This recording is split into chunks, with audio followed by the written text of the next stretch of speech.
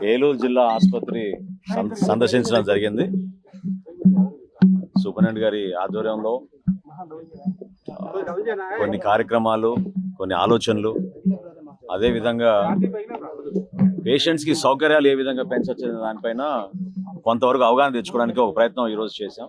ఇక్కడ మనకు అన్ని విధాలుగా సేవలు అందించాలి మనం, అంతేగాని ఇక్కడి నుంచి మనం మీరు విజయవాడ తరలిరండి, ఇతర హాస్పిటల్ తరలిరండి అనే విషయం రాకుండా ప్రాథమిక చికిత్సతో పాటు అవసరమైతే స్పెషాలిటీ చికిత్స కూడా మనకి ఇక్కడే జరిగే విధంగా ఒక ప్రణాళిక సిద్ధం చేసుకోవడానికి మేము అందరం కూడా సమాయత్తం అవుతాం. Thank you. సెక్యూరిటీ నుంచి సూపరింటెండెంట్ వరకు కూడా పేషెంట్లు బట్టి చాలా ఇదిగా మాట్లాడుతుంది.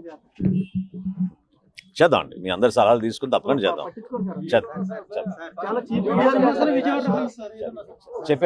చెప్పారు గౌరవ ప్రజాప్రతినిధులు నా దృష్టికి తీసుకొచ్చారు.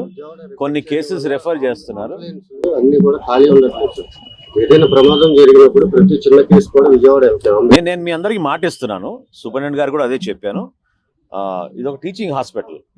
సో మనకి యాక్చువల్గా చూస్తే మనకి ఇంకా అద్భుతమైన సేవలు మనం అందించగలుగుతాం. ఎక్కువ మంది డాక్టర్లు మనకు అందుబాటులో ఉండాలి, కానీ ఆ కొరత ఉంది.